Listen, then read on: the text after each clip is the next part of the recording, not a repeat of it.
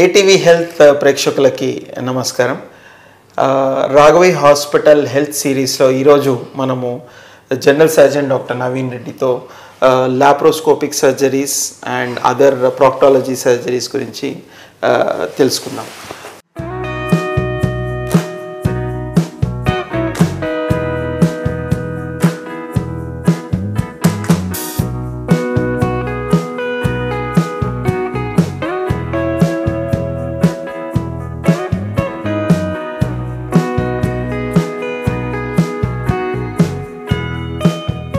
So sir మనం ఇప్పటివరకు మనము సర్జరీస్ గురించి మాట్లాడాము. సో సర్జరీస్కి మనం సర్జరీ చేయాలి అంటే దానికి main important thing anaesthesia sir. ఎందుకంటే పెయిన్లో సర్జరీస్ అనేది మనం చేయలేం కాబట్టి ఖచ్చితంగా పేషెంట్కి అనస్థీషియా అనేది ఇవ్వాలి. సో ఇప్పుడు మనం మాట్లాడుకున్నట్టు ఓపెన్ సర్జరీస్, లాప్రోస్కోపిక్ సర్జరీస్కి ఎటువంటి టైప్ ఆఫ్ అనస్థీషియా ఇస్తారు, విచ్ ఈస్ ప్రిఫర్డ్, దానివల్ల మనకు అసలు పేషెంట్ ఎలా సెలెక్ట్ చేసుకుంటాము, ఏజ్ గ్రూప్స్ ఒకసారి డిస్కస్ చేయాలి సార్. సో ఒకసారి ఒక పేషెంట్ సర్జరీకి ప్లాన్ చేసుకున్న తర్వాత మామూలుగా మనం what is the type of surgery you're planning, అంటే ఇది ఓపెన్ సర్జరీయా లేకపోతే లాప్రోస్కోపిక్ సర్జరీయా అనేది ఫస్ట్ డిసైడ్ చేసుకోవాలి. సో నార్మలీ పేషెంట్కి ఓపెన్ సర్జరీ అంటే అపెండిక్స్ అనుకోండి, స్పైనల్ సర్జరీలో కూడా చేయొచ్చు. బట్ మళ్ళీ ఏజ్ ఆఫ్ ద పేషెంట్, అంటే పేషెంట్ మినిమం 15 years ఉంది, కోఆపరేట్ చేయగలిగితే స్పైనల్ అనస్థీషియా ఇస్తే. సో చిన్నపిల్లలు less than 15 years age group పిల్లలకి స్పైనల్లో బెటర్ సార్, లాప్రోస్కోపిక్ బెటర్? జనరల్లో better? General is always better. ఎందుకంటే ఇప్పుడు మీరు ల్యాబ్ ప్రొసీజర్ ప్లాన్ చేస్తే 100% జనరల్ ఈజ్ బెటర్ అండి, విత్ ద ప్రాపర్ ఎక్విప్మెంట్. ఎందుకంటే పేషెంట్స్ కోఆపరేట్ చేయరు, పేషెంట్ అవేక్ ఉంటారు, ఈ కిడ్స్. సో వాళ్ళకు ఒక సైకలాజికల్ ఫీలింగ్ ఉంటుంది. So to avoid all that, ఇంకోటి మసిల్ రిలాక్సేషన్ అనేది కూడా చాలా important. Always laparoscopy procedures general anaesthesia is the best option. So ఈ జనరల్ అనస్థీషియా ఇచ్చే ముందు ప్రతి పేషెంట్ ఏంటంటే మనం we have to check how fit is to bear the anaesthesia. అంటే మనం జనరల్ అనస్థీషియా అనేది ఏంటంటే హోల్ బాడీ అంతా ప్యారలైజ్ అయిపోతుంది. సో మనకి పేషెంట్ వచ్చినప్పుడు వెంటనే అన్ని ఇన్వెస్టిగేషన్స్, బ్లడ్ ఇన్వెస్టిగేషన్స్, అంటే బ్లడ్ ఎంత ఉంది, హీమోగ్లోబిన్ ఎంత ఉంది, ఇన్ఫెక్షన్ ఏమైనా ఉందా, బ్లడ్ కరెక్ట్గా క్లాట్ అవుతుందా లేదా, అలానే కార్డియాక్ స్టేటస్ ఏంటి, అబోవ్ 40 years పేషెంట్స్కి నార్మల్లీ ఈసీజీ చేయడం, ఎక్స్రే చేయడము, 2D ఎకో చేయడం, ఇవన్నీ చేసి మనం ఒక పేషెంట్ కండిషన్ అనేది మనకి ఒక అరైవ్ అవుతుంది. బేసిక్గా pre anaesthetic checkup, pre anaesthesia చెకప్లో ఒక టెస్ట్ ఉంటాయి, surgical profile, major surgical profile.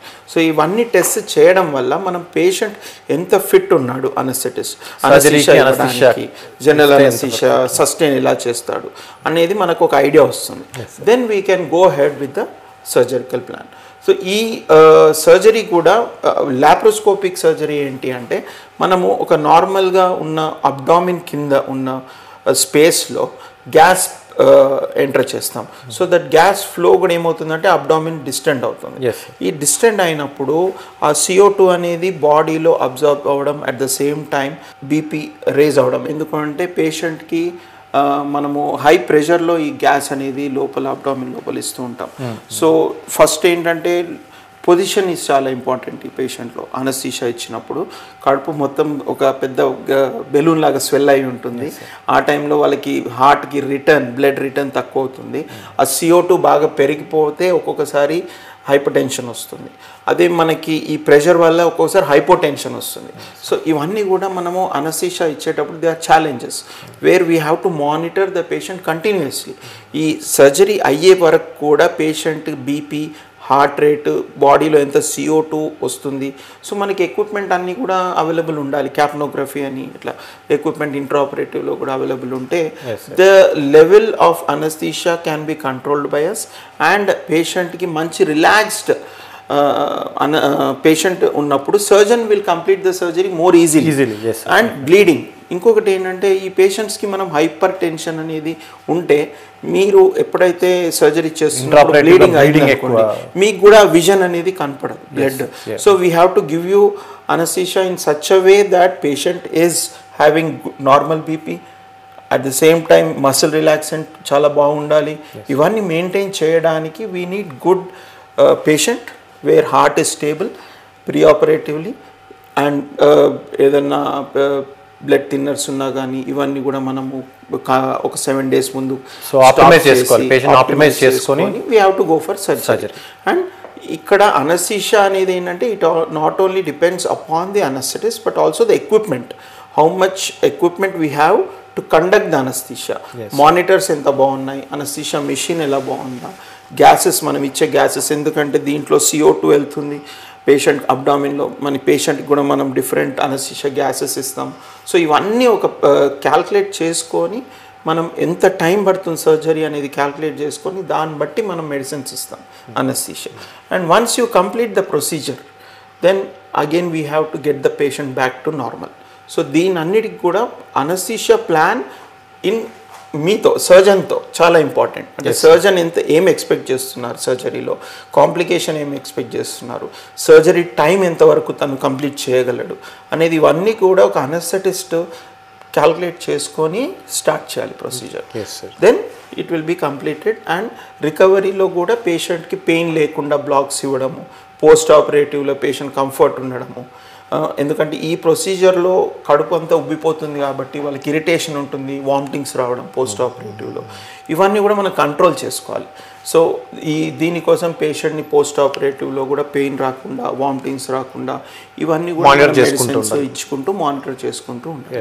As you said, yes, after anaesthesia ఒక 4 hours తర్వాత patient if is completely fine then definitely ఆ రోజు నైట్ కానివ్వండి నెక్స్ట్ డే నార్మలీ ఒక 24 hours అబ్జర్వేషన్ అనేది ఉంటుంది జనరల్ అనస్థీషియా తర్వాత.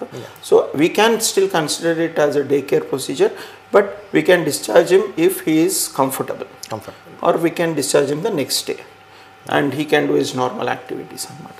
సో దిస్ ఈజ్ హౌ లాప్రోస్కోపీకి అనస్థీషియా అనేది మనము ప్లాన్ చేసుకోవాలి, కండక్ట్ చేయాలి. అదే పేషెంట్కి లాప్రోస్కోపీ కాకుండా అపెండిసెక్టమీకి స్పైనల్ అనస్థీషియా ఇచ్చామనుకోండి. స్పైనల్ అనస్థీషియా అంటే వెన్నుపూసలో ఒక డ్రగ్ ఇస్తాము, మత్తు డ్రగ్, దానివల్ల కాళ్ళు నుంచి కడుపు వరకు మొత్తం ప్యారలైజ్ అవుతుంది. మొద్దుబారినది ఒక 4 hours పడుతుంది మనకి మళ్ళీ స్లోగా రికవర్ అవ్వడానికి.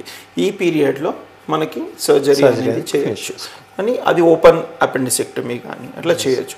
లాప్రోస్కోపీకి అయితే most of the time always general anesthesia is preferred అన్నమాట. So as you said, me surgical plan also is based on the fitness of the patient. Yes, so fitness of the patient బట్టి మనకు anesthesia కూడా patient comorbidities, obesity, all these factors play a role. Complicated cases for anesthetist normally ఏవి అంటే షార్ట్గా ఉండడం, over వెయిట్గా ఉండడం, short stature, over weight ఉండడం, అబ్డామిన్ డిస్టెన్షన్ ఉండడము, నెక్ చాలా షార్ట్గా ఉండడము. ఈ నెక్ షార్ట్ ఉండడం వల్ల నెక్ ఎక్స్టెన్షన్ లేకపోయినా కానీ పేషెంట్కి అనస్థీషియా ఇచ్చేటప్పుడు ఇంటిబేషన్ డిఫికల్ట్ అవుతుంది. అలానే నోరు ఎంత తెరుస్తున్నారు, ఎంత పెద్దగా నోరు తెరిస్తే అంత ఈజీగా మనం పేషెంట్కి ఇంటిబేషన్ చేయొచ్చు, వెంటిలేట్ చేయొచ్చు.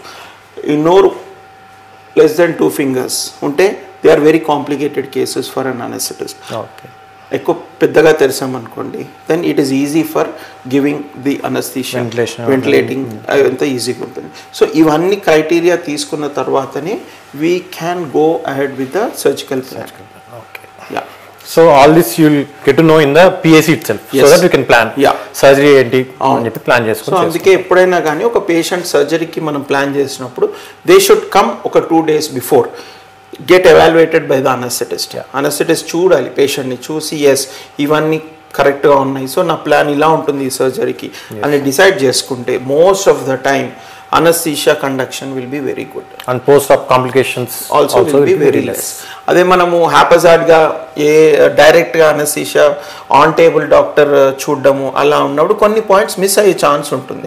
అప్పుడు కాంప్లికేషన్స్ రావచ్చు, పేషెంట్ కి ఏదైనా హార్ట్ ఇష్యూ ఉండొచ్చు, అది మిస్ అవ్వచ్చు. సో ఇలాంటి సిచ్యువేషన్స్లో always patients should make sure that they come to the hospital 2 days 3 days prior. 100% PAC అనేది pre anesthesia checkup by an anesthetist అనేది చాలా ఇంపార్టెంట్. సో ఈరోజు మనము లాప్రోస్కోపిక్ అపెండిసెక్టమీ, కోలిసిస్టెక్టమీ ఈ ప్రొసీజర్స్ గురించి బాగా డిస్కస్ చేశాము. హోప్ ద ఏటీవీ ప్రేక్షకులకి వాళ్ళ క్వైరీస్కి సరైన సమాధానం దొరికే ఉంటుంది మా తరఫున.